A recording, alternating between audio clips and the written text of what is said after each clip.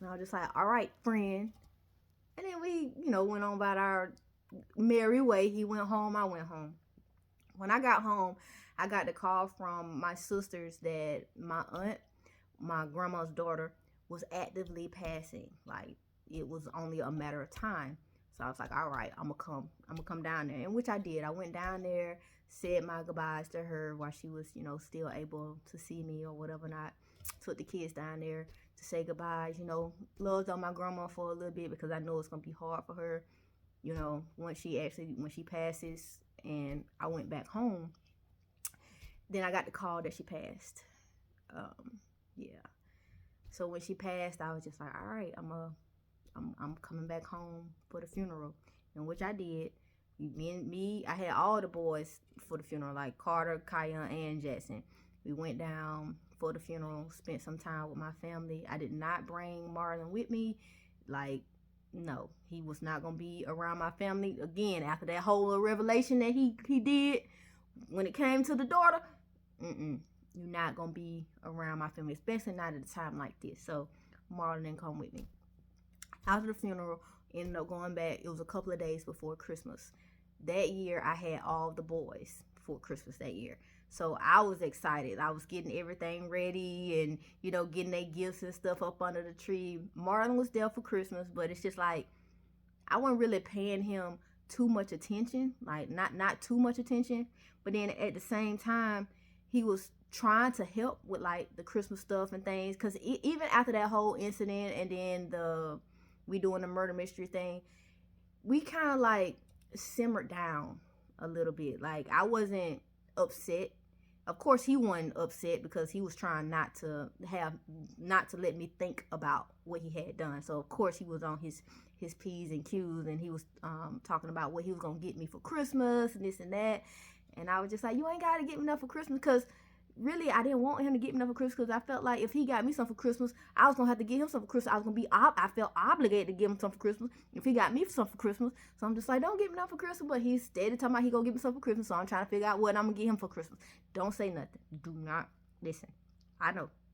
I did end up getting him something for Christmas. I got him a survivor kit and a crossbow.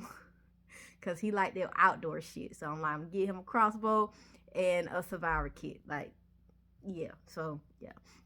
But Christmas was good. All the boys got bicycles. Jackson got his like dribble up basketball. Like it was a really, really, really, really, really nice Christmas.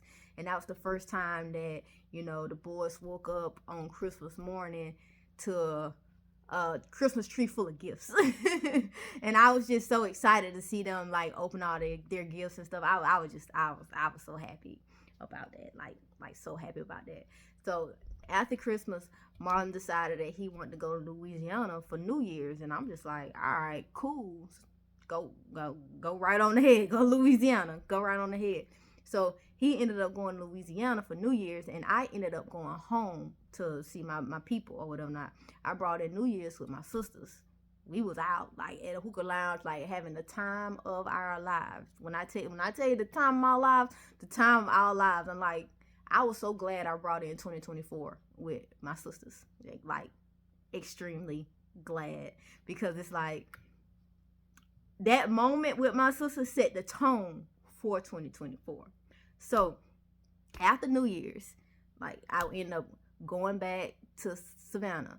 Marlon was already on his way back to Savannah with his mom. He had called me to let me know that his mom was gonna be spending a few days at the house. This and that, just so she can have a little bit of peace. She gonna spend a few days at the house because he wanted her to see the house and how peaceful it was and all that. And I'm like, all right, cool. He was like, so when you get home, we're probably gonna be there before you. I'm like, all right, yeah, whatever. So sure enough, I got home. They were there. When I walked in the house, his mom was sitting at the table. She had the TV on, playing playing gospel music on the TV. I said, hey, I sent the boys like upstairs to put their stuff down, and I went upstairs because I'm just like, this is not my man. Me and his mom don't have the best of, like, we don't have no bad relationship, but we not like friends like that. So I'm like, I really don't want to be here because, like, I don't have to play the girlfriend role because I'm not the girlfriend. At this point, I'm just the roommate, okay? So I go upstairs, start getting ready because I'm just like, all right, boys, we about to go to the outlet because I wanted to get out the house. I did not want to be at the house with Marlon and his mom. So as I was upstairs, Marlon came up. He was just like, how is everything? Everything was fine for New Year's. I'm like, yeah. I had a ball. We had fun. He was like, yeah. So I've been talking to my mom, and like she loves it here. Like she does. She loves the house. She loves the pond in the backyard. And I'm just like, yep. As I'm getting ready to go, like changing my clothes to go, because when I drive, I try to have on something comfortable. So I was changing out of my comfortable clothes to put on I'm finna go to the outlet clothes. So I was trying to do that. And he was just like, I want to tell you like what I came up with, because it felt so good to be around my family. I felt so centered to be back to my roots. Like we went to church, like we've been praising God all day. And I'm just like, okay, yeah, sounds good. He's like, so my New Year's resolution, I'm not gonna have sex. And I turned around and looked at him, I'm like, oh, okay, that's that. He was like, yeah, because I recognize that I got a problem and I need to fix that within myself. So I'm going celibate. I'm not having sex. I'm like, that is great. That's good. Okay, all right. I like that. Okay, all right. He's like, yeah, you gonna do it with me? I'm like, if we not having sex, that mean I ain't having sex, right? It's in my head. I'm just like, nigga, you not about to make me lie to you. You cannot have sex, but me,